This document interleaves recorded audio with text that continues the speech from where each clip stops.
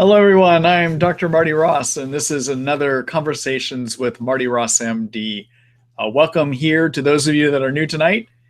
To those of you that are coming back again, I'm glad to see many familiar faces here.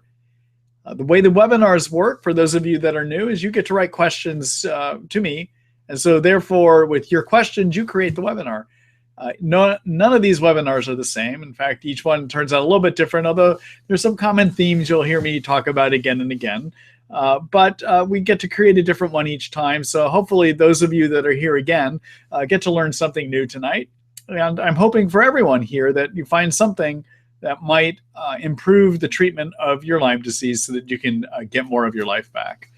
We'll spend about an hour and a half tonight, probably an hour and a half. We'll see how long I go. Sometimes I get a little pooped out towards the end of my day here. And I am doing this visit with you after I've done a whole day of clinical care as well, too. So I'm feeling just a little bit worn in my voice today, so we'll see how that goes. Tomorrow morning, you'll get an email from me. And in that email, we'll have a link to the video recording. I have also been trying to put together podcast recordings so that you might take this with you on your cell phone, but I ran into a technical glitch last week that I'm still trying to get ironed out. I don't think that there will be the podcast version of this recording tomorrow available in the morning. And in fact, last week's is still on my computer getting ready to be uploaded somewhere as soon as I figure out who that where is going to be. It was a technical glitch that I hadn't quite anticipated. So my intention still is, and you'll hear me talk tonight as I do the recording, that I am recording this also for podcasts. And so I will be explaining things in a way that those that listen by podcast might be able to get the resources as well too, okay? So tomorrow morning, again, you'll get an email with the links to that recording. I also, in that email, will have links to sign up for next week's, or actually the following webinar, which won't be next week. This is the last one for January. I'm going to take next week off. And so there will be a February series. I have to look at the dates on the February series because I'm also going to a continuing medical education. I believe that is either the first Wednesday or the second Wednesday in there. So I may have to play with some different date times compared to our normal Wednesdays. Anyhow, I'll have that all figured out by tomorrow, so you'll be able to look there. During tonight's webinar, I will be doing some screen sharing so I can show you some of the resources available in the Treat Lyme book and also at Treat Lyme and Associated Diseases. Many of you are aware there is an online publication that I have written called the Treat Lyme book that has many helpful resources in it for your Lyme disease recovery. Some parts of that are free, but I'll also be showing you parts of it tonight too. If you like what you see, I encourage you to subscribe to help support these webinars that I host for free here, but also just the work in general. And so with no further ado, I think we'll go ahead and get started here. So to those of you that are watching tonight, you actually get to see the questions that I'm going to be presenting here. So I'll post them. They'll show up on your screen. If you are listening to this as the video recording tomorrow, the questions do not show up. They only show up when you're live. And then to those that are listening in on the podcast, obviously you can't see anything on your screen. You're not looking at a screen. So I'll read each of the questions as well too. So this is the first question. This is from Jackie. Hi, Jackie. Welcome back. For several years, I have light and noise sensitivities, which are dramatic for many hours after waking up. I become anxious if a TV or light is on. I cannot handle if someone talks even slightly loud, fast, or more than a few sentences. It is overwhelming. I become stressed or even angry. I feel bad. Let me see here. As I know I'm difficult to live with. I have cared for children on the autism spectrum. Seems at times like very mild autism. Have you any thoughts or advice, please? Taking lithium orotate or ashwagandha, which help? Does this mean like Lyme, Bartonella, babesia, or other? Thanks so much. So, Jackie, I don't know that I would say that it falls into any one of the specific diagnoses. In other words, I can't say that what's happening with you is explained by having the Lyme infection in you or Bartonella or babesia. In fact, I haven't seen somebody actually describe this in the last 10 years or so that I've been treating people with chronic Lyme disease, but it might be part of just your nervous system irritation that is occurring as a result of Lyme. So one thing I would suggest is actually, treat your germs, make sure that your Lyme is being treated. Use our resources to figure out if you might have Bartonella and if you might have babesia. And I know you've attended a number of these webinars to know how to find your way around the Treat Lyme book, so that you could find the information about how to diagnose Bartonella and babesia. In terms of some things you could do for an agitated nervous system, because that's what this sounds like it's part of, one is lithium orotate that you mentioned. It's a 5 milligram pill. You would take 1 pill 3 times a day. Lithium, everyone, is an essential mineral for nerve function. And if you give more lithium to the nerves, you can kind of help quiet things down. Lithium also can help with thinking. Lithium is used by nerves to help with something called nerve signaling, which is the ability for the nerves to talk to each other. That's helped by lithium as well, too. Now, some of you may be a little bit concerned when I use the words lithium, because you may know that we also use it for people that have a mental health condition called bipolar illness, which is manic depression. But when you use lithium for manic depression, you're usually using it, or we use it at about 600 to 900 milligrams a day for an adult. As you can tell with the lithium dosing I'm talking about here to help improve nerve function and to calm an agitated nervous system, I'm talking using 15 milligrams a day, not that 600 to 900 milligrams. So we're using it a different way. We're using it as a nutrient when you use it this way. But there's some good science that shows it actually does help with nerve signaling and can help calm things down. And so lithium might be one thing to try. The other thing, Jackie, that you might want to consider trying that can help just calm an agitated nervous system is to use a nutrient, a supplement called L-theanine. That's L-theanine, Theanine. It's a 100 milligram pill. L-theanine is a component of green tea. It is not, in terms of green tea, it's not caffeine, okay? So I want to be clear about that. And in fact, I use L-theanine sometimes to help people with sleep. You want to take it as a 100 milligram pill, and you can take up to 600 milligrams a night. And it's a way of helping with sleep. It can also help calm an agitated nervous system as well, too. So those are some thoughts that I have for you, Jackie. Again, I haven't seen something specifically like this, but if you were my patient, these are probably some of the ideas that I would try for you. So good luck, and I hope you get some relief with what's happening with you in the morning. Thank you for that question, too. All right, so in a minute here, everyone, I will go ahead and do some sharing directly from the Treat Lyme book. That is where there is a chapter. So the Treat Lyme book is located at www.treatlyme.net. Most of that site is the Treat Lyme book.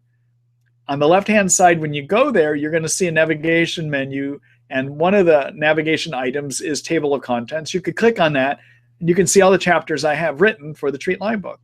And one of those chapters is called How Do You Diagnose? And that is the chapter you would go to find articles about Bartonella and babesia as co-infections, also Lyme too. In terms of Bartonella and babesia, many of you know I don't think the testing is that good. So usually I decide to treat for Bartonella and babesia based on what the symptoms tell me. So take a look at that chapter for the articles. I may go there later tonight and show you what those articles specifically are, and I may even go further into what the symptoms are, but I don't see that as part of what this question was, but I just want to let you know that's how you would figure it out. All right, so let's move on to the next question here.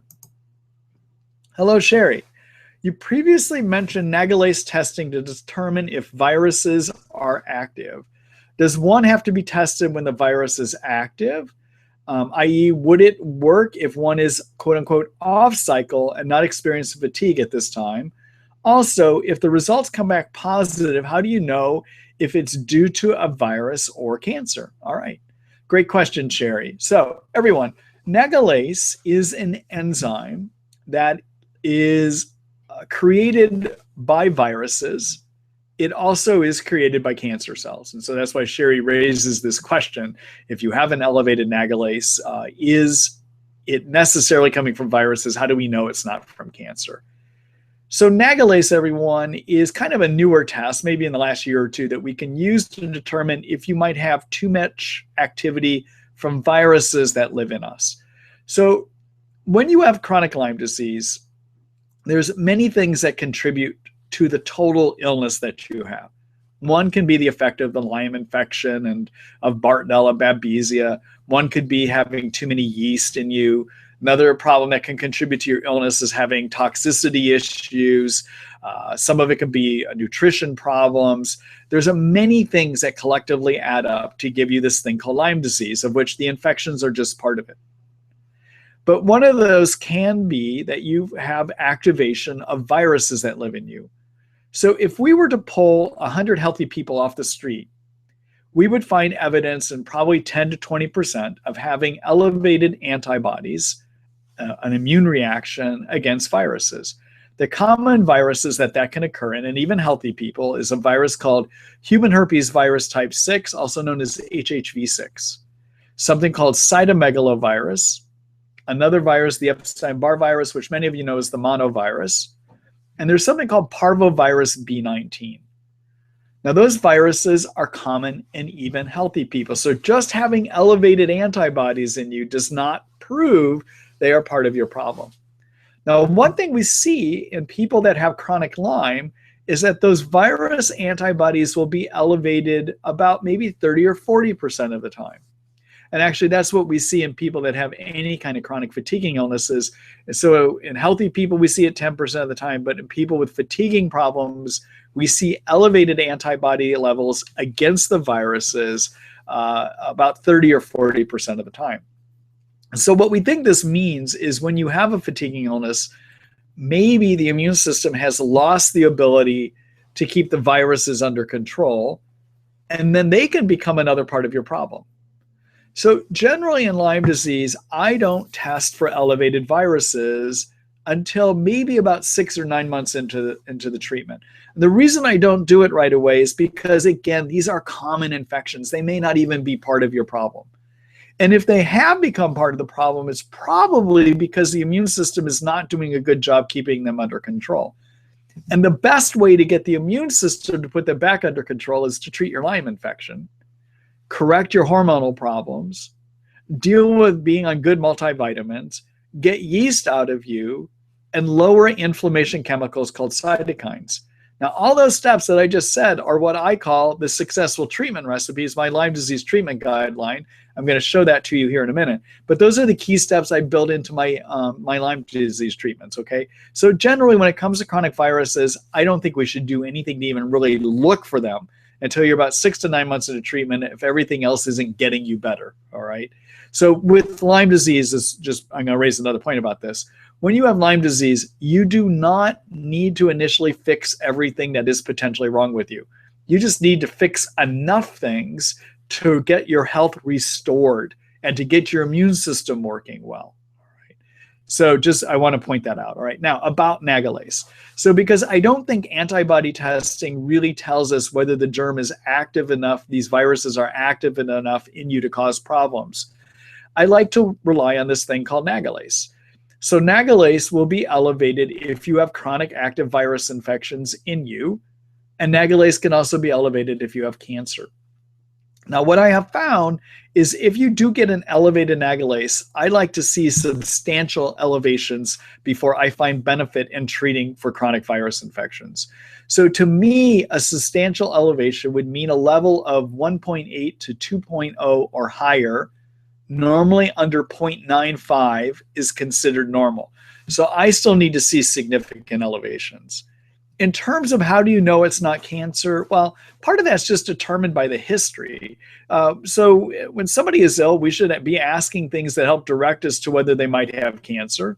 We do blood testing to see how your kidney and liver are working, and if you have any signs of anemia, and that gives us an idea whether you might have have cancer as well either. So in terms of do you have cancer? Well, most people with Lyme don't have cancer, but in terms of your doctors looking at you and helping you to figure out whether you might have Lyme or other illnesses, they should already be asking clinical questions to figure out if you have cancer or not. So cancer is always a differential diagnosis on anything you have. I mean, differential means the possible causes. But by the time you start treating Lyme, you probably should have had cancer ruled out by a doctor that's already looked at you and thought through what else could this be, okay? So Lyme disease is often an illness of exclusion where we make sure there aren't other things going on. And a lot of that screening is done just by the regular history we get from you and also the kind of blood tests that we do to look at you, all right? So if you get an elevated nagalase back, I usually am not going to do anything to treat for chronic viruses unless that is sitting at about 1.8 to 2.0 or higher. All right, so let me show you where you can read more about nagalase and what ideas I have that you can do if you have elevated nagalase. Like, what do you do? What do you do to treat those viruses? I'm going to do a screen share here. All right, so everyone listening in on the podcast, I'm going to www.treatlyme.net. And on the homepage, again, you'll find a left-sided navigation menu. Click on the table of contents. And where I want to look at is the How to Diagnose chapter. And look at this article called Kills Viruses, a Brief Guide. In there, I talk about nagalase. I also talk about antibody testing and why it's not fully reliable. And then in here, I talk about what I like to do to treat chronic viruses. And basically, I raise the step that you got to do things to turn on the immune system, which is to follow my Lyme disease treatment guideline, the successful treatment recipe. The other thing is I talk about herbs you can use to kill viruses. And then finally, there is more of an experimental approach, which is to give an injection of something called GCMAF. All right, you can read more about that here. I'm going to go back now so you can see me so I can keep talking about this. All right, so nagalase, the reason nagalase is a concern when you have chronic viruses in you, nagalase deactivates a type of white blood cell called a macrophage, or makes it so that this white blood cell called a macrophage cannot be activated. So macrophages are needed to fight virus infections, and they have to be activated using a protein called GCMAF. MAF stands for macrophage activating factor. And what nagalase does is it breaks a sugar group off of the GCMAF, rendering it not effective, so it won't turn on macrophages. And therefore, your immune system isn't going to be helping you so much to get rid of the virus infections, okay? So you can use those herbs to kill the viruses, or you can just use GCMAF. I have to just let you know there's a lot of controversy about getting it into this country right now, but I do give you ideas in that article about how you can find a source for it as well, too. All right? So there's just some ideas to think about. So, Sherry, I know that's a long-winded response. There's not a perfect way of knowing if you don't have cancer, but again, a lot of it stems from a good clinical history and just regular blood testing. Make sure your kidney, liver are working well, that you don't have any salt abnormalities, and that you have a normal blood count, okay? Those are just great screening tests to see if cancer might or might not be there, coupled with the clinical history. All right. Thank you for that question. I hope that answers it for you. And actually, I'm just going to look through here again to make sure I covered. Yeah. And also, again, the big point I would make, too, just because viruses are active does not necessarily mean you need to treat them initially. Usually, I won't even do anything about them until about 6 to 9 months into treatment, because there's other factors that you should look at. So I'm going to raise a couple more points. I'm going to do a screen share and show you some other things about this, all right? So for those listening in on the podcast, I'm back at www.treatlyme.net. This is the Treat Lyme book. Going to the table of contents, and I want to click on this chapter called About Lyme Disease, because I want to have you all look at this again. So there is an article that I wrote a while back called What is Lyme Disease? A Mess of Things. And this is a diagram that I created with Dr. Brook. Although the article was written by me, the diagram was created by Dr. Brook and I. And this diagram actually does a good job of showing what is Lyme disease. And if you notice, disease is in the middle of this diagram. And there are many boxes around disease, all pointing to disease. And then there's all these other green boxes, okay? So these are all the things that add up to making you not feel good. And notice one of them is Lyme and the infections. But then we got parasites, we got molds, we got yeast, we got detox problems, immune system problems, inflammation problems, hormonal problems. We have dysfunction possibly with the energy factories called mitochondria. Sleep disturbances can get in the way. You've got electromagnetic frequency toxins, heavy metal toxins, mold toxins, chemical toxins, emotional toxins. Yes, strongest suppressor of the immune system can be emotional toxicity. Exercise, viruses, biofilms.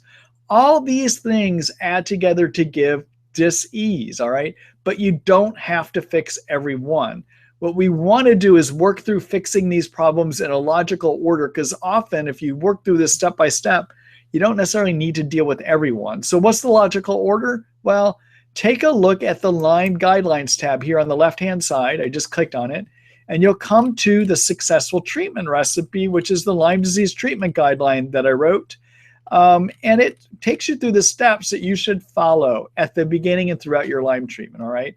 And the first steps, well, number one is get sleep. Number two, lower inflammation chemicals made in Lyme called cytokines. And I tell you how to do that here. Number three, be on something that helps your body deal with stress. Number four, fix your hormone problems.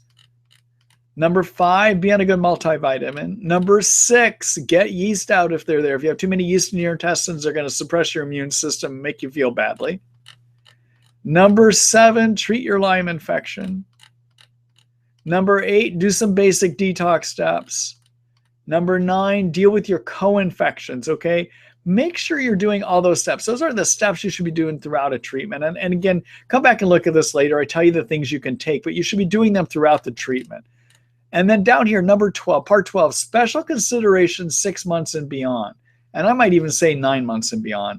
And if you're going to notice here, this list includes treating chronic viral infections. So I say don't even go there initially, okay? There's bigger fish to fry, things else that you can do that will make a bigger improvement for you than going after viruses right away. All right, so let me go back here again. All right, Sherry, so thank you for that question. It just gave me an opportunity to talk about these other important parts, all right? All right, let's go on here. So I'm just clearing out Sherry's question from my side. Next question is from Abby. Hi, Abby. What remedies do you usually suggest for low blood pressure and nervous system issues? All right, so for low blood pressure, the main thing that I would look at, if that's part of your Lyme, it probably means you're having one of two things. Or three things, actually. One is the Lyme infection can infect a nerve called the vagus nerve. The vagus nerve is a nerve that controls your adrenaline and anti-adrenaline system. And when it gets infected, often you don't have enough regulation of adrenaline. Adrenaline, also known as epinephrine, is what's going to help squeeze your blood vessels so they squeeze and keep blood pressure up, all right? So one reason you're going to have low blood pressure in Lyme is that you have infection of the vagus nerve that is supposed to regulate the adrenaline system. Second reason you can have low blood pressure in Lyme is that you could have a co-infection called babesia. So babesia co-infection, again, co-infections, everyone, are bacteria you get also when the tick bites you, all right? So not only can you get Lyme, you might also have gotten one of these other infections, of which babesia is one. And one of the effects of babesia can be that it drops your blood pressure too, because it also creates instability in your adrenaline system.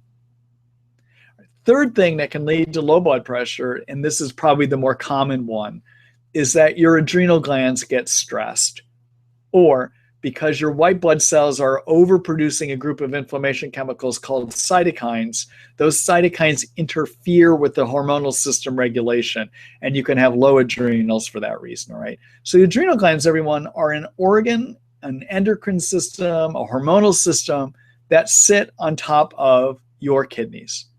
And they release the hormone cortisol, which is a steroid, but they also release a group of chemicals called mineralocorticoids, all right? Mineralocorticoids talk to your kidneys and they tell the kidneys, hold sodium and salt in the body. And where that sodium is held is within the blood vessel system, and sodium held in the blood vessel system attracts water.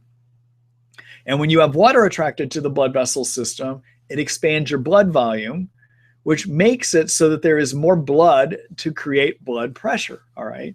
Now, one symptom that you can have that you may not be having enough sodium held or that your adrenals aren't working well is if you get lightheaded often when you stand up. And the reason is if you have low blood volume, if you're not having enough water held in your blood vessel system, there's not going to be as much blood to go up with your head to defy gravity when you stand up, all right? So one sign of low adrenals is getting lightheaded often when you stand up. Another sign of low adrenals can be afternoon crashing. That's a common symptom you'll see when people have low adrenals. Another clinical symptom of low adrenals can be getting jittery or shaky often when you eat, which means low sugar. Low adrenals can lead to sugar dysregulation as well, too. So how do you treat it? Well, how do you treat low blood pressure? How do you treat this low blood pressure when you stand up? Well, if your adrenals aren't making adequate mineralocorticoids to tell your kidneys to hold sodium, give more sodium. And the way you do that is add a teaspoon to 2 teaspoons a day of salt to your diet. You can either do that by sprinkling it across your food or just dump it in some water, swirl around. Yep, drink salt water, okay? Salt water is a great way of getting your blood pressure up, okay? Now, in terms of nervous system issues, Abby, that's a big question. I don't know what your nervous system issue is. So let me go ahead, because there's many things I can answer about that. So I'm just going to do a quick screen share to show you where you can get maybe some resources that will help you look at this a little bit more in depth. All right, so I'm back here. Everyone that's listening on the podcast, I've just gone back to our main information website, which is www.treatlyme.net, home of the Treat Lyme book and these other resources I'm showing you. I'm going to the table of contents by clicking on the left-hand navigation menu, and I'm going to click on the chapter called Brain and Nerves. There it is. All right, so within the brain and nerves, you're going to find questions that can help you look at most kind of nervous system problems you have. The top article is the latest article I wrote called The Best Brain Inflammation, Pain, Energy, and Detox Diet Ever. And yes, it does deal with all those problems, including brain and nervous system problems, all right? So start with the diet, everyone. I think this is a diet that most people with Lyme should be on. Here's an article on lithium orotate. I talked about lithium earlier tonight about how it can calm an agitated nervous system. There's an article in this chapter called Neuropathy Repair, Heal That Tingling, Numbness, and Pain. These are the steps you would take to repair nerve injury. There's another article called My Brain Isn't Working, I Think. What can I do? These are the steps you can take to repair your brain and get it working better. There's an article in here about heavy metal toxicity, another one about glutathione. Glutathione is the master reparative antioxidant that fixes everything. Anyhow, there's articles here that you can take a look at, okay? So I hope this might answer it for you. All right, and then if this isn't the right chapter for you to look at, because again, I don't know what you mean by nervous system issues. If you mean mental health issues, there's a chapter I have written called Articles in Mental Health or Mental Health. And in here, we talk about depression and anxiety, basic approaches, and natural medicine options. So anyhow, there's other chapters in here that you might take a look at, okay? All right, let me go back here again. So Abby, thank you for that question. Everyone, if you are not subscribed to the Treat Lyme book, if you try to read some of those articles that I've been showing you tonight, if you're not subscribed, when you click on an article, you would be asked to subscribe. And yes, 95% of the book is subscription-based. It takes quite a bit of time for me to maintain the book and to even update the articles. So we do charge for that. But you'll see it's a great resource. I mean, really, relative to the information you get, it is not that costly to have the book. And there's 3 subscription options. One is that you can pay $2.99 a month as a monthly renewing subscription. Second option is to do an annual subscription at $19.99 a year, and it renews annually. Or to just outright buy permanent access to the book, and that's $29.99, okay? So I give you 3 different options. The $19.99 option actually gives you the ability to test drive it for a day before the charge is actually made, so you can decide if it's right for you, okay? All right. So also back on the Treat Lyme book, there is a tab called Free Articles on the left-hand navigation menu. If you click on that, there's 4 articles that you can read for free. You can see if it is the right resource for you. And I think you'll see it's a good resource. I think it is the right resource for you, but test it and see, okay? All right. Abby, thank you for that question, and it gave me an opportunity to talk about low blood pressure and the 3 things that can lead to that, okay? I may have to create an article out of that. All right, next is Hem Dave. Hi, Hem. Welcome back here again. I think you were here last week, and I said sorry to see you back because I know that means that things may be bothering you again. So hopefully I can help with what's happening here. Let's see. Is it possible to be cured from Lyme and babesia or just achieve remission? Also, how likely is it to get a relapse for both after being in remission? All right, so it's a great question. Everyone, if you want to see some of this written down, I do have an article that is, there's a chapter called the odds. I think it's called odds. Let's do a screen share here. I'll show you where that is. We can look at it together at the same time. All right, so those of you that are listening in on the podcast, I'm going back to the Treat Lyme book at treatlyme.net, clicking on Table of Contents, and there is a chapter called Recovery Time and Odds. And some of the things I'm about ready to talk with you about, you can find in the article called Getting Healthy, Will I, When, and How Do I? All right, so let's look at... So let me go back here so you can see me on the video feed for those of you that are listening in here. Stop screen sharing. There we are. All right, so Hem, terms of Lyme.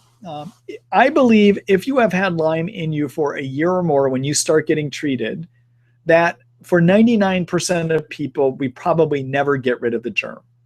That the best that we are doing is knocking it under control so it doesn't constantly stimulate the immune system into overproducing inflammation chemicals called cytokines. So when you have Lyme in you, there is a chance that over time from the Lyme infection that you will relapse. And from what I see in my practice, my experience says that probably over about a 5-year period of time, people will start to go into relapse. Now, the one thing I want to let you know about a Lyme germ relapse is that if it is a Lyme germ that is causing your relapse, usually if you get back into treatment over about a 2 to 4 month period, you should pop back up to the good level that you are at, all right? And that is if you start treating your relapse early in the relapse and if you go after it aggressively. That's the Lyme relapse, okay? Now, in terms of Bartonella and babesia, when somebody starts having a relapse of Lyme disease, I always want to ask, did their Bartonella or babesia also get active, right? But my experience says is that when we treat babesia and when we treat Bartonella, 95% of the time when we treat them, we're at least 5 months for babesia and at least 6 months for Bartonella. Well, actually 4 to 6 months for Bartonella.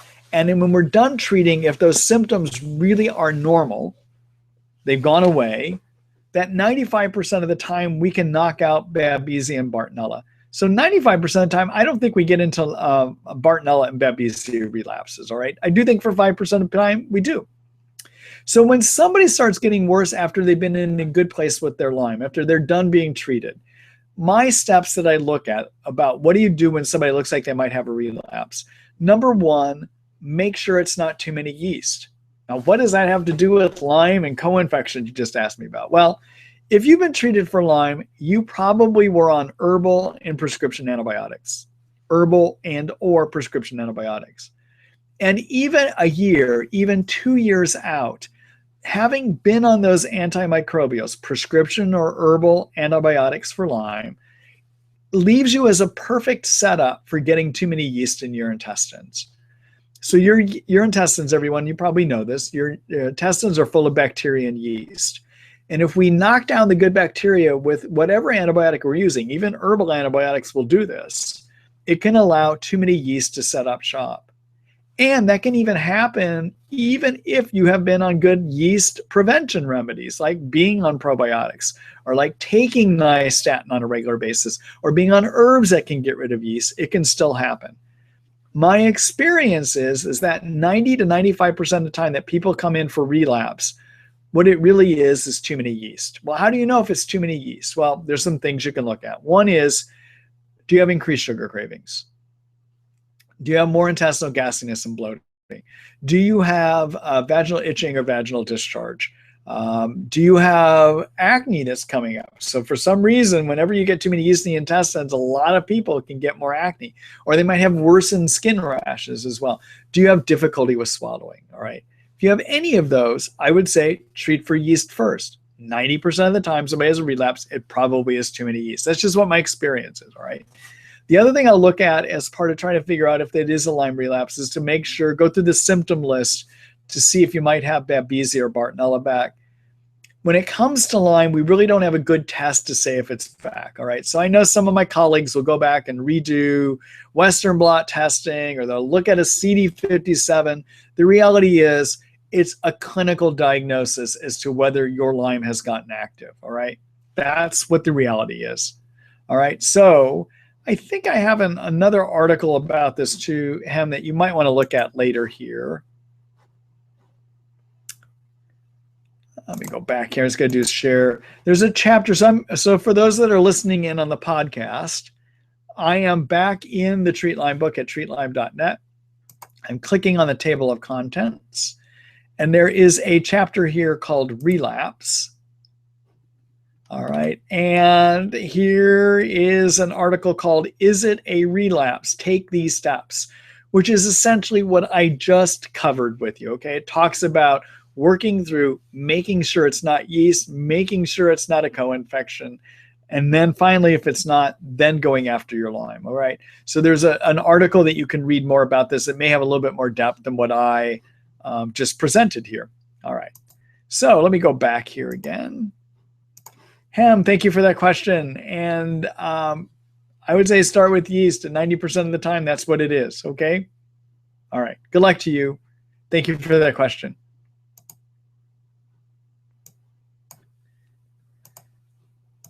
All right, next up is a question from Kathy. Hi, Kathy. Let's see, I have some tiny red spots in my upper arms and torso.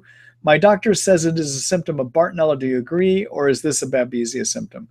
So there's different kinds of tiny red spots, but tiny red raised spots, you can feel like bumps or look like mini pimples. Often that can be what Bartonella, a type of Bartonella rash. Versus a babesia red rash. Well, babesia can also give you red spots that are about the color of blood. They're bright red, and they will come and go, but they're kind of pinpoint. They're not that big of a spot. So there's a slight difference. I don't have any pictures here to show you, but you could probably look up babesia rash, and you would see how they look different than this type of red spots that your doctor thinks it could be Bartonella, okay? So I do agree, I think, but I don't get to see the rash to be sure if I agree. All right. So good luck to you on that, Kathy.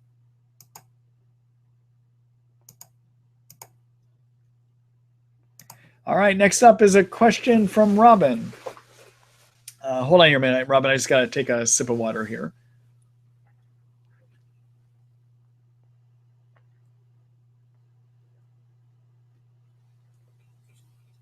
All right, so Robin's question is, have your book completed the successful treatment recipe plan, the treatment guideline, everyone? However, I still have very poor vision, day sweats when anxious, neuropathy on left side, and am very lazy, not tired, very lackadaisical, no ambition, taking 1,000 milligrams of curcumin and 1 teaspoon of coconut oil and paleo diet. How can I get vision, ambition, and brain back? Okay, so I probably, this is something that's, Robin, this is going to be complicated. I'm going to give you a few ideas, but probably the best way that I could help you would be for you to set up one of those one-to-one medical consults that I have, which is a service I run that you can visit with me online, and I can help look at issues with you. You can do a 30-minute or 60-minute visit, and I could answer these kind of questions a little bit more in depth, I think, okay? I'll show you how you sign up for that here in a minute. With that consult service, everyone, I can do it for anyone, actually. The only thing is because I don't physically examine you, I can't prescribe medicines, and I can't write for tests for you, but I can give you directions. I can talk herbally what you can do. If you need prescriptions, sometimes doctors will use the note that I write, take those to, or you can take those to your physician and see if they'll write the prescriptions and even the tests for you, all right? So one thing I think about, so what you're describing, vision means neurologic problems, anxiety, day sweats. Day sweats and anxiety are things that you see with Bartonella. I just want to let you know. One thing you ought to take a look at is make sure that you have Bartonella, and if you do, that you've adequately treated it, all right? So there's an article that I have written in the How to Diagnose chapter of the Treat Lyme book called Is It Bartonella or Babesia, the Signs and Symptoms, or some combination of those words, okay? Many of you know from listening to these webinars that I don't rely on testing for Bartonella. The best way to diagnose Bartonella is by your symptoms, and in that article I have the whole symptom list. The reason I don't believe in testing is that we estimate 30 strains of Bartonella and we can only test for 2. So it's not that good of test, all right? So you got to go for what the clinical picture tells you. Okay, so things that make you think of Bartonella are neurologic hypersensitivities, so light touch sensitivity, sound sensitivity. Anxiety is also one of the hallmark symptoms. Daytime anxiety, ongoing anxiety is a symptom of Bartonella. Day sweating is a sign of Bartonella. Other symptoms of Bartonella can be abdominal pain, can be impaired cognition, difficulty thinking. Now, Lyme can give you that too. Bartonella, another symptom is pain on the bottom of the feet. That's a typical symptom of Bartonella.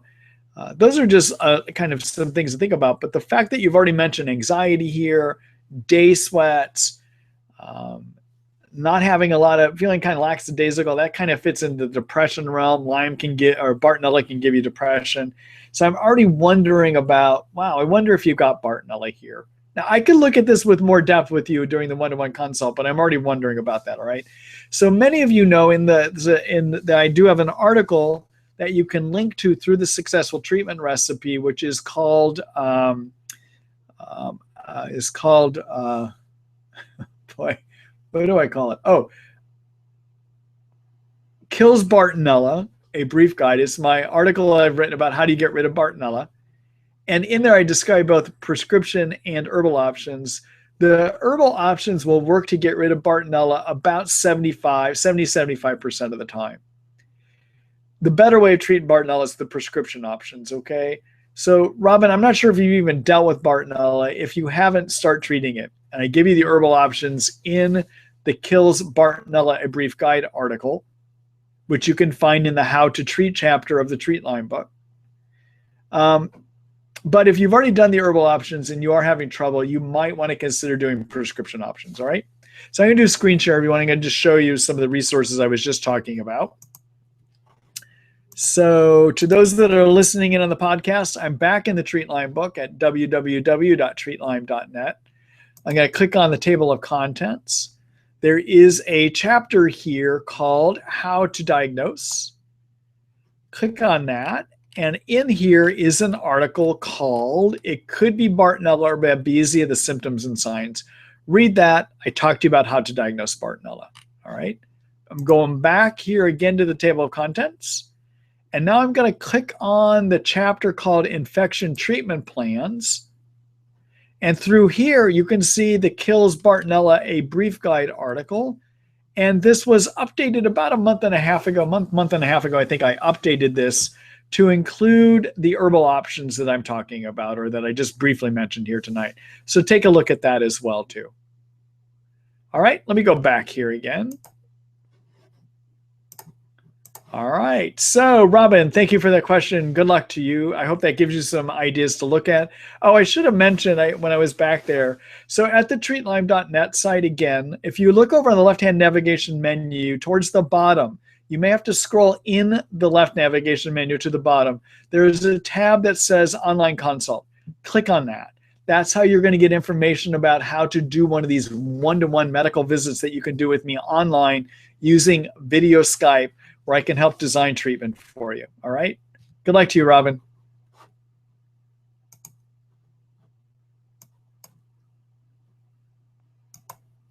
All right, let's see here. Next question is Jill. Hello, Dr. Ross. I hope there's more to that question than that, Jill. Hello to you. Let me see if I can find the second part of your question. Here it is. Let's see. Can someone get better on just supplements, or do you have to take antibiotics? Thank you. So, Jill, you can't get better just using supplements, but generally what I see in terms of Lyme is you're going to need to use something to knock your germ load down. You're going to need to kill your germs. And you can do that with herbs, or you can do it prescriptively. Again, I went through I think I went through well, maybe not. So when it comes to treating the Lyme germ, if it is just the Lyme infection you have, again, for whatever infection you have, make sure you follow all the key parts of the treat Lyme, of my successful treatment recipe, which is my Lyme disease guideline. You are not going to get well from Lyme if all you do is kill your germs. All right. You've got to get sleep. You got to correct your adrenal problems, your thyroid problems. You got to take care of getting too many yeast out. You need to be on a good micronutrients. There's key steps in the successful treatment recipe, my Lyme disease treatment guideline, that you got to follow. Okay. But then in addition, you want to knock your germs down. Okay. So what are the chances of knocking your germs down? Well, prescriptions for Lyme will work 85 to 90% of the time. Herbal antibiotics will work 85 to 90% of the time. That is if you use my two favorite herbs, which are Otoba bark extract and something called cat's claw. They're sold as products called Banderol and Cemento, okay? And you can read more about those in the Kills Lyme Germs, a Brief Antibiotic Guide article that you can find in the Infection Treatment Plan chapter of the Treat Lyme book. All right. We were just there tonight. I showed you that earlier tonight. All right. So herbal or prescription, you got equal chances. In terms of babesia, herb options that you will find in Kills Babesia, a Brief Guide. That's the article in the Treat Lyme book. It's called Kills Babesia Brief Guide. In there, you'll see that the prescription options will work to get rid of babesia about 80 to 85% of the time. The herb options work about 75 to 80% of the time. All right, so you can do pretty good herbal. And then in terms of Bartonella, the prescription options work 85 to 90% of the time. And the herb options work about 70 to 75% of the time. So Bartonella, I think it's better to go the prescription options, but if all you can do is the herbal options, you still got a 70, 75% time chance you're going to be able to take care of them. And you'll find my recommendations for those options in the article called Kills Bartonella, a Brief Guide. And you will find that in the Treat Lyme book at www.treatlyme.net. And you'll find it by going to the table of contents, which you'll find in the left-hand navigation menu, and then click on the article called Infection Treatment Plans. All right. And within there, you'll find the Kills Bartonella, a Brief Guide. All right. The reason I'm explaining it that way, I want everyone, remember, we have podcasters listening in, so I'm just trying to explain to them how they can do this later on their own too. All right. So about the podcast, everyone, I'm sorry, I just haven't quite gotten it running as quickly as I want to, but I'm actually hoping this weekend, I'm not going to try to kill myself tonight to both get a video recording together for you and the podcast. This Saturday, I hope to submit my podcast up to iTunes so that you can start finding it on the iTunes store or through their podcast app as well too. But I won't be presenting it to them until probably Saturday, which means a day or two before it starts showing up there. But on Saturday through our website, you should be able to find the link to the podcast as well too. All right. Actually, let me just do a screen share so I can show you what I mean by that. So do a screen share here. All right, so I'm back at www.treatlyme.net, of which the major part of this site is the Treat Lyme book. But down here, again, on the left-hand navigation side, you can see where there is the Lyme Q&A webinar. And here is a video recordings tab and the podcast recordings tab. And right now, all that I've got up here is one of the podcasts. I'm going to put last week's and next week's up. What I ran into trouble is my website host will only host smaller size feeds. And the feed that I did host here was a smaller one, but it's not the kind of quality that I want to turn over to Apple and iTunes. So I have to present a higher quality one, and I need to find a host that will work better for me on that. All right. So that's what I'm talking about here. All right. So let me go back here.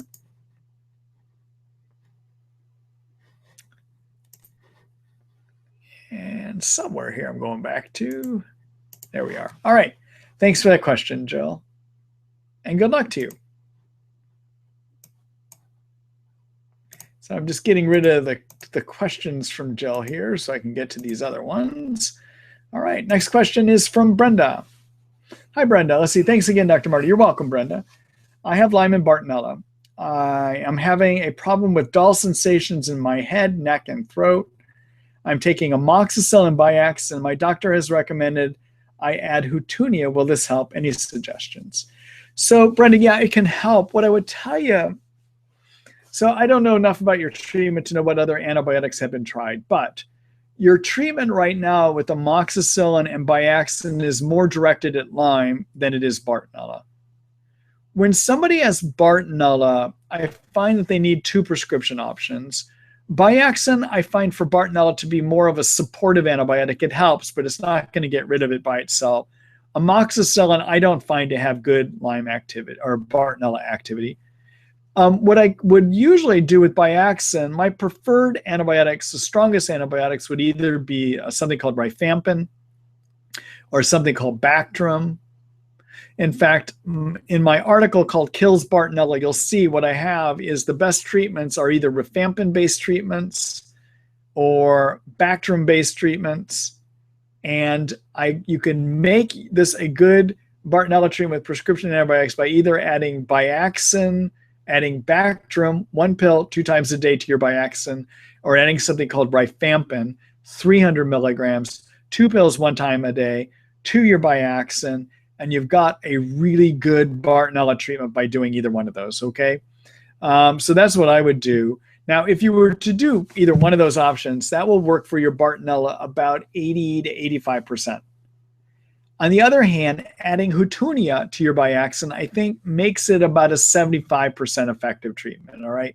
So it depends on where you want to go. I mean, yeah, you could add Hutunia to it, but I think you're going to do better if you add another prescription option to it, all right? Good luck to you. And again, take a look for more ideas at the article called Kills Bartonella, a Brief Guide. You'll find it in the Treat Lyme book. Okay. Seem to be having a run on Bartonella questions tonight here. All right, next up is a question from Diana. Let's see. Can you say more about diagnosing babesia? I have air hunger and fatigue, but no sweats or fevers. PCT testing and IGeneX fish testing negative. Okay, I think you mean PCR testing. All right, so when we test for babesia, well, let's talk about diagnosing babesia. So in terms of babesia, I like to focus on the symptoms. And the reason I like to focus on symptoms is that we actually have around an estimated 15 to 20 strains of babesia. We have an antibody testing that is good at picking up maybe 2 or 3 strains, and that's about as best as it gets. Okay, now there are other tests we can do. So the testing for babesia is do antibody testing, and through IGeneX, the lab IGeneX, we can do antibody testing for a strain of babesia called Babesia microti and Babesia decani. All right. But again, we estimate there may be, another 15 or so strains. So even though you can do antibody testing for those 2 strains, you're going to miss a lot of it, all right? The other test that you can do is to do a PCR test, which is a test to see, do you have the DNA of the germ living in you? Or we can do a FISH test, which FISH stands for, it's a long word, but it stands for fluorescent in situ hybridization, which is nothing more than a fancy way of adding a fluorescing agent that attaches to babesia so it will light up under the microscope so that we can see it, okay? Now, the PCR test and the FISH test, you got to be loaded with babesia for those tests to find it, and often people aren't. When we really get down to it, I don't trust the testing. So I like to focus on the symptoms, all right? So the main symptoms of babesia, the big ones, the key ones actually are drenching night sweats and panic attacks, okay? Those are kind of the hallmark ones. But you can still have babesia and not have those hallmark ones. So other symptoms that can suggest babesia are racing and skipping of your heart, headaches in the front of the head, cough and nasal congestion sometimes can be part of babesia. Air hunger is a big common symptom that people can have. Air hunger means you just feel like you can't get enough air in at times, all right? And then one of my other favorite babesia symptoms, just because I think it's an odd one, is that sometimes people with babesia will get frequent deja vu experiences, all right? So again, deja vu means that sense that you've been there before, that same exact thing has happened to you before. That happens fairly regularly to people that have babesia. So you know, with your air hunger, yeah, it could be that you have it. I will also tell you about air hunger. It also is a symptom that can occur in Bartonella too. And actually, I probably ought to add that to my symptom article for Bartonella, but it is one of those things that occasionally can happen in Bartonella as well too. All right. So in terms of diagnosing babesia, you just got to see, do you have enough of those symptoms of babesia? And if you do, then I might consider treating for it. All right. All right. Good luck to you, Diana. All right. Let's see here. Where did that go? All right. All right. Next question is from Randy. Hi, Randy. Hold on a minute. I got to take another sip of water here.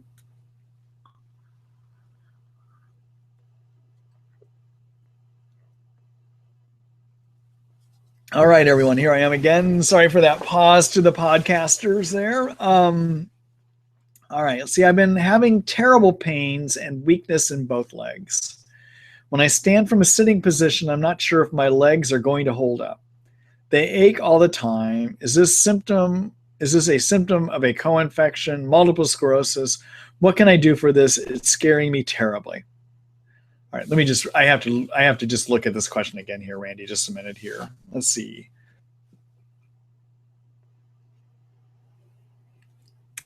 All right, so terrible pains and weakness actually can be part of it can be part of the Lyme infection. If it is deep pain in the bones, that kind of sensation sometimes can be part of Bartonella, but babesia can even give some of this as well too. So I would need to know a lot more to say which infection it is, all right?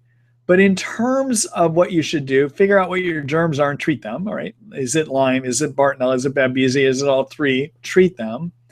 The other thing that you can do for pain is to lower your inflammation cytokines. So by now, usually I'll have talked about cytokines many times because usually that's a key word that I use repeatedly in these webinars, but let me just talk briefly about those. So cytokines are inflammation chemicals that are made by white blood cells. And they're made whenever your white blood cells try to get rid of any germs. So they're made when you have a virus infection. They're made when you have throat infections. They're made when you have Lyme, when you have Bartonella. They're also made by the immune system when they try to get rid of toxins as well too. So when you have Lyme, the immune system tries to get rid of Lyme by making these things called cytokines. Cytokines are good and bad. They cause more white blood cells to be made. They draw white blood cells to where infection is, and they help those white blood cells work better. So that's all great. Those are the good things about cytokines. However, the immune system often doesn't do a good job getting rid of Lyme, and eventually it produces too many cytokines. And when we say somebody has Lyme disease symptoms, what they really have are too many cytokine symptoms. So Lyme disease symptoms are probably wrongly named. What a person really has when they have Lyme disease symptoms is they have too many cytokine symptoms or excess cytokine symptoms. So cytokines can disturb your sleep centers so you can't sleep. They make it so you can't think. They give you fatigue. They make you hurt. They can cause muscle wasting. They suppress the immune system. I can keep going down the list of Lyme disease symptoms, but what you can see is they're actually excess cytokine symptoms, all right? So some of your leg pain is also coming from too many cytokines. So one of the key things you need to do is lower them. And what I would suggest using to lower them, my favorite is to use curcumin, which is a component of turmeric. It gets inside of white blood cells and blocks the production. The product I like is a product made by Thorne called Mariva 500. It's a microscopically wrapped in fat product. It's curcumin wrapped in fat to increase absorption. It works really well. I do 500 milligrams, one pill 3 times a day. All right. So yeah, that's what I would consider doing. All right. And there may be other things leading to your pain. It's a kind of a complex question. There's more I can come up with, but I would need to know more about you. If you want more help from me about this, I'd be glad to do that. Consider signing up for one of the one-to-one consults that I mentioned to everyone earlier. And since I'm bringing it up again, I'm just going to do a quick screen share to show you how you do that. All right, right, let me get back here. All right, so I'm back at www.treatlyme.net, home of the Treat Lyme book. And also on this side, on the left side navigation menu, you can see a tab that says Online Consult. Click on that. You can read about the specifics of how the online consult works, like this section here called How It Works, and this other section called Disclaimer, and then what do you need to be able to do this type of a visit, okay? All right, so take a look here, and if you do want some help, or if anyone wants further help, feel free to fill that out. Christine, who is my receptionist, who is my right and left hand here, will be the one that will be back in contact with you to help set up those visits, okay? All right. Randy, good luck to you. I hope that gives you some ideas, but I may need to give you more advice if you were to do one of those one-to-one consults. I can help you with that. All right. All right, let me go back here. Thank you for that question.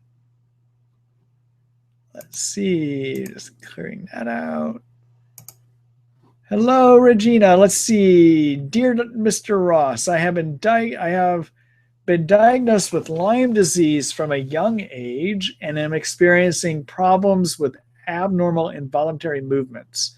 We think this might be known as infectious chorea and are trying to find out if this is directly linked to Lyme disease or not. Thanks so much for your help. So Regina, there's a couple things to look at here. So chorea, which is these involuntary movements, I think is what you're calling chorea, may not be chorea, okay? So there's also another condition called Huntington's chorea that can give you movements, but majority of people don't have it. There are tests you can do for Huntington's chorea, and there are testing centers to get Huntington's chorea tested for. But chorea is a specific type of movement. You probably can Google it online and you can see recordings where people show the kind of movements they have with the arms. People with Lyme also can have sometimes those choreiform movements, but also sometimes they just get random limb movements that aren't the traditional choreiform movements either. And sometimes they can get tremors, and sometimes they can get seizures, okay? So when I've got somebody that's having abnormal limb movements, there's three things I'm wondering about. One is the Lyme infection can irritate the immune system to do that. Second is Bartonella. The co-infection Bartonella sometimes can do that. And the third thing to think about is toxicity issues. All right, and that can be Lyme toxin issues or it can be mold toxin issues. So let me talk about that, all right? And tomorrow or later on tonight, there's a whole article I have about these kind of toxins. You'll find it in the detox chapter of the Treat Lyme book at www.treatlyme.net, the detox chapter. There's an article called Lyme and Mold Toxins, or I also call it biotoxin illness. So the person that really did a lot of groundbreaking work about this issue is a physician named Richie Shoemaker. And Dr. Shoemaker has a very detailed website called survivingmold.com. But Dr. Shoemaker is very hard to understand. He's very dense in the way he describes his stuff, okay? So I'm going to just really try to simplify it. So what Dr. Shoemaker was able to show through science is that 25 to 30% of people have a genetic programming error where they're not able to correctly remove Lyme and or mold toxins if they get into you. All right, so what's supposed to happen is when we breathe mold toxins in from the environment, or Lyme creates toxins by being in us, those toxins get into the bloodstream. And in 75% of us, our immune systems will see those toxins and tag them for removal, mark them for removal. And when they're correctly tagged, they go to the liver. The liver sees them as a tagged fat toxin and basically treats them and turns them into a water-based toxin that then gets moved out into the intestines and they get pooped out. But if you're one of the 25 to 30%, the immune system doesn't tag those correctly. They go to the liver untagged. They do not get transformed into a water-based toxin. They go back out into the intestines as a fat-based toxin, and they get reabsorbed. And if you can't get rid of them, they are a major irritant to the nervous system, okay? So three things to look at is Bartonella, Lyme, and the possibility of mold toxicity issues. Take a look at the Treat Lyme book for more information about how you diagnose all of those. Ultimately, it's all a clinical diagnosis. The lab tests I don't even like to do for the mold toxicity issues, because having a genetic predisposition does not mean it is your problem. And also, not having the predisposition doesn't mean it still can't happen to you. So the way I like to look and see if somebody has the problem is I like to give you the cure for the problem, which is take binders that bind up those toxins. And I explain it in the article called Lyme and Mold Toxins. So let me show you where you can find that later. And again, if you need more detail, I can help you with one of the one-to-one consults too. So I'm going to do a screen share here. And so going back to www.treatlyme.net, which again is the home of the Treat Lyme book. And I'm going to click on the table of contents. There is an article here, the detoxification chapter. And come down here and look at the article called Lyme and Mold Toxins, a Lyme Bite, okay? And this actually includes a video from one of my previous articles, or one of my previous webinars, actually, all right? So I hope that gives you some information to take a look at. Let me go back here. All right. Thank you, Regina. Good luck to you. And again, if I can get involved even more thoroughly, I'd be glad to do that with you as well. All right. By looking at one of those one-to-one consults. All right. So let me move on here. Hello, Eric. I got to take another sip here. My voice is starting to wear thin here, everyone.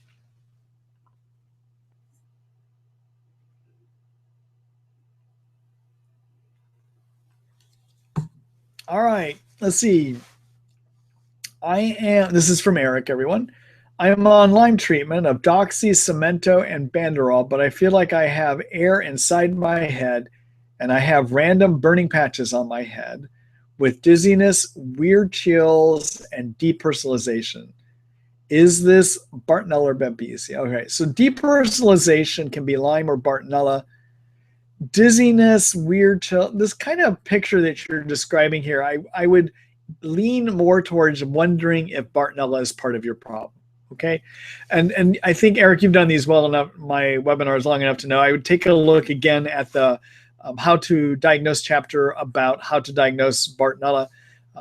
You'll see an article there that looks at the symptoms. That kind of complex you're describing, I would wonder about Bartonella as being part of this. All right. Good luck to you, Eric. All right, let's see here. Get rid of that. Okay, next question is from Nathan. Hello, Nathan. Let's see. What is the best way to eliminate brain fog? Thanks so much, Dr. Ross. You're welcome. So brain fog, everyone, means many things to different people. So let me kind of make sure we're talking the same words, all right? So brain fog to some people means I can't think. It means I have poor memory. I have poor ability to process and work with information, all right? It also can mean a sensation, which is some people, when they use that word brain fog, what they mean is I feel cloudy, thick in my head, foggy. That's what brain fog means. All right. So for the sensation brain fog, which is what I just described, that usually is due to too many cytokines and also to too much of a chemical called quinolinic acid. Quinolinic acid is manufactured by brain immune cells. It's an inflammatory chemical made when you have infection. And one of the better ways to lower it is to use curcumin, all right? And you know from my webinars also, Nathan, that I like using curcumin to lower cytokines. So I would be on curcumin, 500 milligrams, at least one pill 3 times a day. You may even increase it to 2 pills 3 times a day. The product I like for that is made by Thorne called Mariva 500, okay? Another way to do it that I've actually been looking at more lately, and I need to probably change this on the website so it is another option in the cytokine article, but is to use a product made by Research Nutritionals called Cytoquel. Now, Cytoquel has curcumin in it of a different variety than is in the Mariva 500, but it's a good variety too. It also has some resveratrol that is another chemical that can lower cytokines and also lower the quinolinic acid too, okay? So that's an option for you to consider. If you were to use the Cytoquel, it's Cytoquel, I would do 2 pills 3 times a day of that as well too, all right? That's more for the sensation. Obviously, if you have infections, you need to deal with them. So figure out what your infections are, Lyme, Bartonella, babesia, make sure you're dealing with those, all right?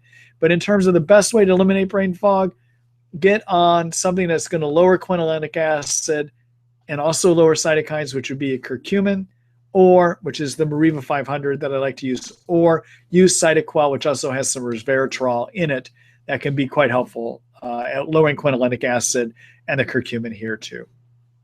All right, so I'm going to do a quick screen share because I haven't done this yet tonight. Many of you know that in the course of the Treat Lyme book and also in the webinars that I talk about supplements because I think they play a key role in getting well because they do things that prescriptions do not address, can't address, okay?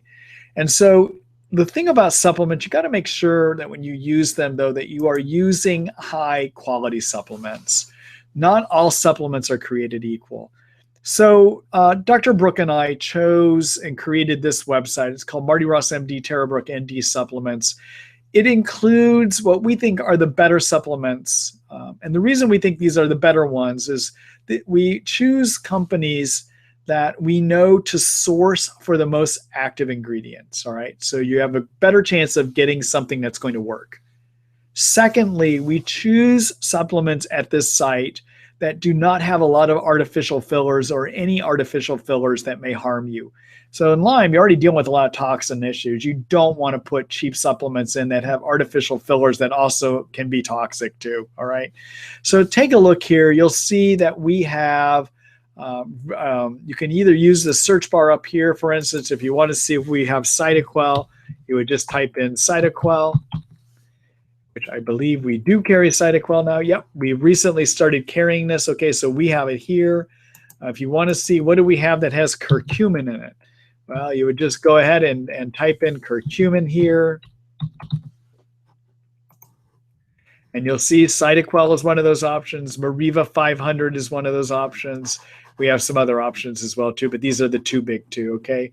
So anyhow, these are the things that I would take a look at, all right? So the reason I'm showing you this, I want to make sure that if you're choosing to work with supplements, please work with things that have the best chance of helping you. And we've taken the guesswork out of it by putting them together at this site, Marty Ross MD, Brooke ND Supplements. For those of you that are listening in the podcast, you will find our supplement site at www.treatlyme.com. versus the Treat Lyme book, you will find at www.treatlyme.net. Okay, so the Treat Lyme book is at the .net site, and the supplement store is at www.treatlyme.com. Okay, sorry to have those so close together.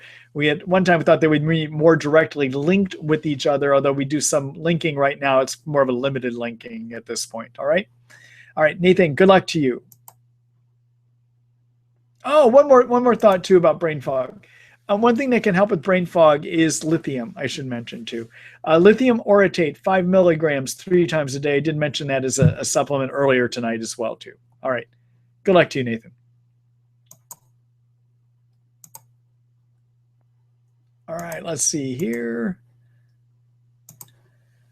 All right, next question is from V. Hi, V. Let's see. Can you talk a bit about soil-based probiotics? Thank you for all you do. You're welcome. Yeah, I'm going to talk about soil-based probiotics. All right. So soil-based probiotics are supplements that have bacteria that come from the earth, all right? They come from the soil. So if we look at the reason they're good to use is that they are better at regulating the immune system, and they are better at keeping yeast at bay. So what's happened? Well, the thing is, the reason I'm looking back at this is we have to understand what's happened with the human gut. So our intestinal tracts used to have bacteria in them that were more related to the soil. And that was probably hundreds of years ago. What was in us was more related to what was in the ground.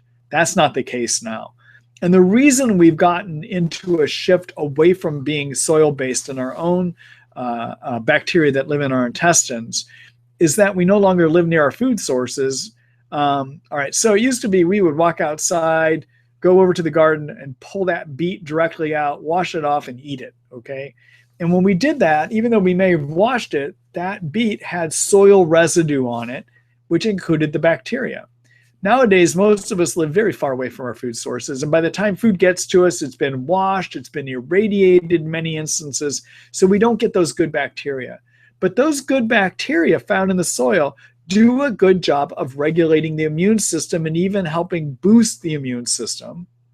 And they seem to do a better job at helping with keeping yeast under check as well too. Okay, so those are kind of just a brief overview of why I like using soil-based probiotics. And the one I like using is the one that, as many of you know, that I recommend, made by Research Nutritionals. They were the ones that make that Cytoquel as well too.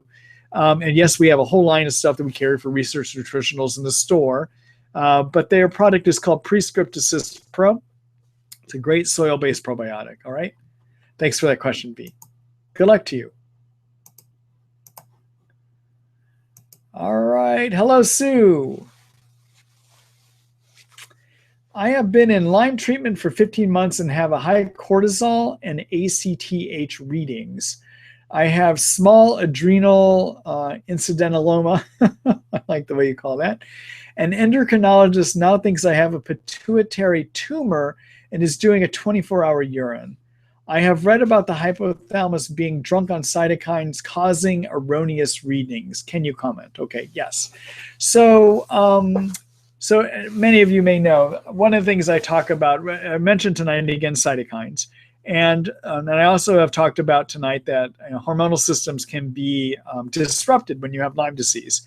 And the reason they can be disrupted is because of the cytokines. So the part of your brain that regulates your hormonal systems is called the hypothalamus pituitary. It's the governor, all right? And what it does is it interprets whether it thinks that you will have enough thyroid or you have enough adrenal hormone, cortisol in this case, okay? And if it thinks you have enough, and what it does to then talk to the thyroid or to talk to the adrenal glands is it makes chemicals that it uses to direct them. But it can only effectively direct them if it is clear-headed, all right? And what happens is when you are having excess cytokines, that part of the brain does not work correctly. And the metaphor I use is that part of the brain metaphorically gets drunk on cytokines. That's what Sue is talking about here, all right? So it doesn't correctly interpret. So that ACTH reading may be erroneous, all right? That's made by the hypothalamus pituitary. And your thyroid stimulating hormone may be erroneously made, all right? So could that elevated ACTH or your elevated, could your readings that you have here be because the brain isn't interpreting correctly? Yeah, and that would be from having too many of those cytokines, all right? What do I think here? So regarding whether you have a pituitary tumor, the best way to look for that beyond just these studies, if that is what your endocrinologist is concerned about, would actually be to get an MRI of that part of the brain, it's called an MRI of something called the sella turcica. And if you do have a tumor there, that should show up on the MRI. All right. So those are just a few of my thoughts on that, Sue. Okay. Good luck to you. Let's see here.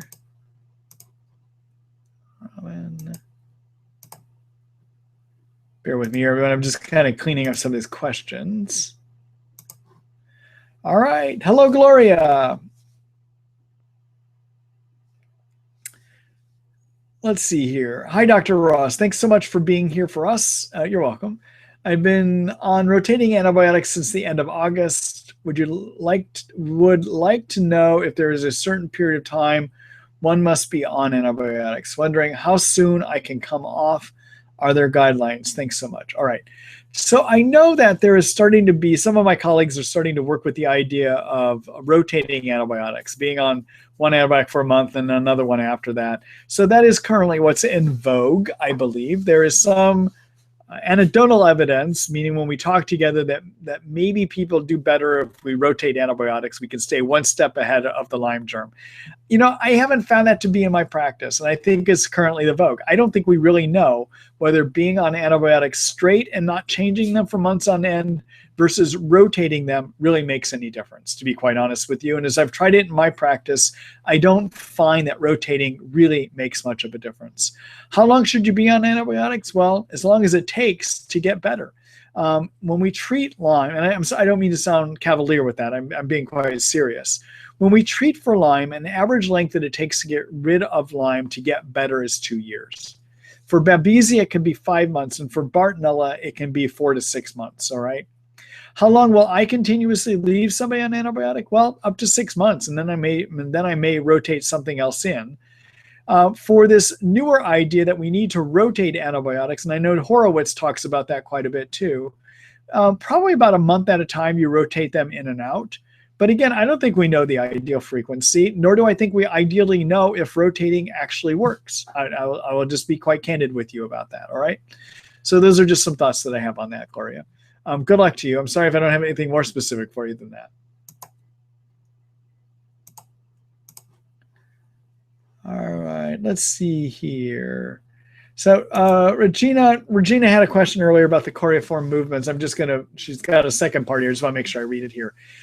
P.S. Dear Dr. Ross, I believe I'm experiencing involuntary movements from Lyme disease, but they are happening in my feet, eyebrows, and we are unaware if this is linked to Lyme disease. Okay, so that kind of movement you're describing, I would say, is probably not choreiform movements, but rather is a nervous system agitation that can be Lyme or Bartonella. Those would be just what my observations are, okay? Also, again, there's the issue of toxicity issues that I described earlier to you tonight, too. All right, good luck to you, Regina. Let's see.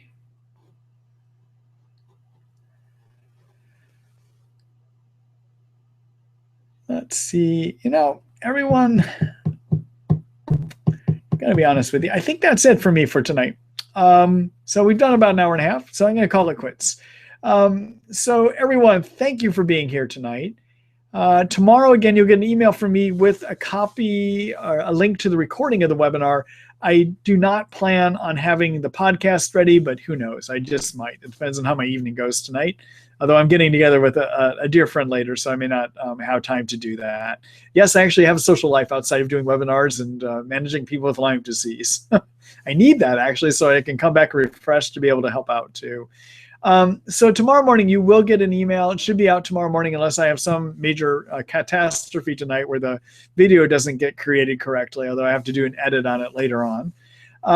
And also tomorrow, I hope to have in that email from you the sign up for the webinar series that will begin in February. Now, February, I have to look at dates. I may have to change to a Tuesday night webinar. I know that's not typical, but I may need to change to a Tuesday night webinar because I believe the first 2 Wednesdays I may not be available. I have a continuing medical education event that I have to check on the dates. So I may not be available on those nights to do the webinar, but you'll find out more in the email tomorrow morning. For those of you that have not yet subscribed to the Treat Lyme book, I would encourage you to do so. Essentially, when you subscribe to it, you're supporting the efforts of these webinars as well, too. And here in a minute, I'm going to take you over to treatlyme.net where you can do that by clicking on one of those articles, all right? And so I look forward to helping you in the future. And everyone, thank you for being here tonight. And good luck on your recovery. Good night, everyone.